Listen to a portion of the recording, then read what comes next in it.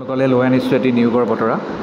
এই নিয়োগৰ বতৰাটি হৈছে ভাৰত চৰকাৰৰ আণ্ডাৰত থকা দ্য অৰাইণ্টেল ইঞ্চুৰেঞ্চ কোম্পানী লিমিটেড ফালৰ পৰা।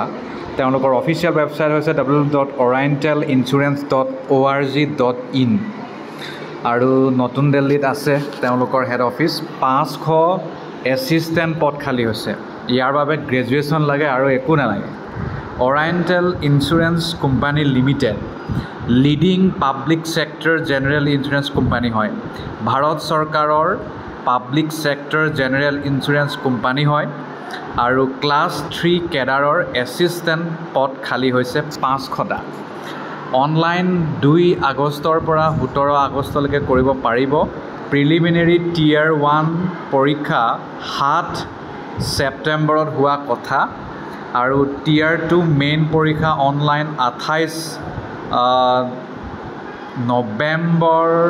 অক্টোবৰত হোৱা কথা আৰু কল লেটাৰ আপোনালোকে টিয়াৰ 1 হওক টিয়াৰ 2 হওক ফিক্স নহয়, কিন্তু 7 দিনৰ আগত এসপ্তাহৰ পূৰ্বে পোৱা কথা। সকলো তথ্য লাভ কৰিব https://www.orientelinsurance.org.in। ইয়াৰ পৰা বেলেগত নাযাব। ইয়াকেহে আপোনালোকে অৰিজিনেল বুলি ভাবি আৰু হয়ো ইয়াতেহে আপোনালোকে চেক কৰি থাকিব। অনলাইন মডতহে এপ্লাই কৰিব লাগিব, বেলেগ ৰাস্তা নাই। আৰু ষ্টেট UT ৱাইজ এপ্লাই কৰিব পাৰিব। ৰিজাৰ্ভেশ্যন যেনেকৈ দিব লগা আছে সেনেকৈ পাব।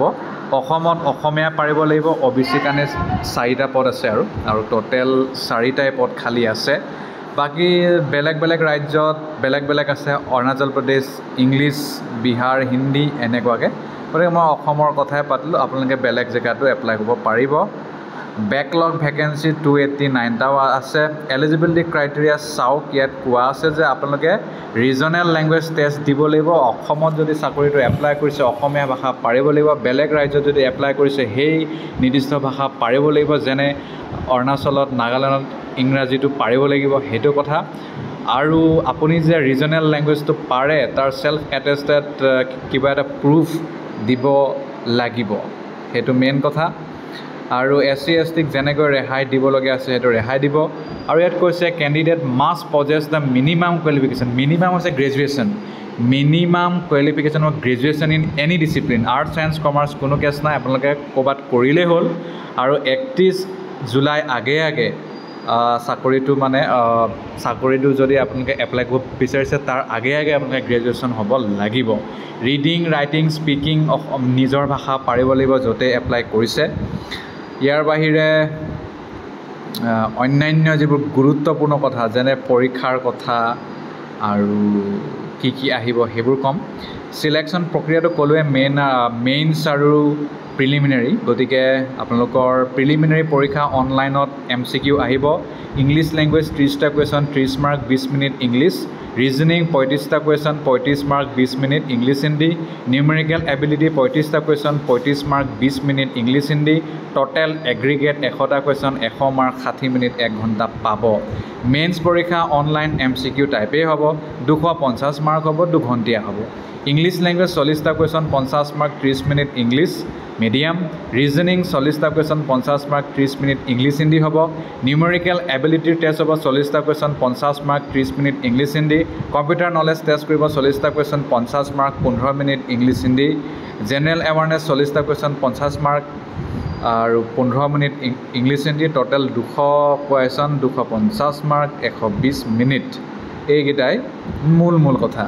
পেনাল্টি ফৰ ৰং এনচাৰ থাকিব both প্ৰিলিমিনেৰী আৰু মেইনছৰ কাৰণে। আৰু এইবোৰ আধাৰতেই আপোনালোকৰ চাকৰিটো পাব আৰু মেৰিট লিষ্টটো উলিয়াব। অসমত গুৱাহাটী, ডিব্ৰুগড়, যোৰহাট, শিলচৰ পৰীক্ষা চেণ্টাৰ হয় আৰু সেইটো প্ৰিলিমিনেৰীৰ কাৰণে। মেইনছৰ কাৰণে অসমত মাত্ৰ গুৱাহাটী আছে। গতিকে গুৱাহাটীত এপ্লাই কৰিব লাগিব, বেলেগ ৰাস্তা নাই। পইচা দিব লাগিব এপ্লিকেশ্যন ফি। SC ST PWD এক্স ছাৰ্ভিচমেনসকলে 100 টকা ইণ্টিমেশ্যন চাৰ্জ GST যোগ কৰি, বাকীসকলে 850 টকা দিব লাগিব, বেলেগ ৰাস্তা নাই। আৰু এপ্লাই ক'ত কৰিব https://www.orientelinsurance.org.in। ইয়াতে আপোনালোকে ৰেজিষ্টাৰ কৰিব লাগিব। তাৰপিছত যেনেকৈ যি তথ্য বিচাৰে সেইবোৰ দিব লাগিব, এপ্লাই কৰিব লাগিব, তেতিয়াহে আপোনালোকৰ কামটো হ'ব। ধন্যবাদ।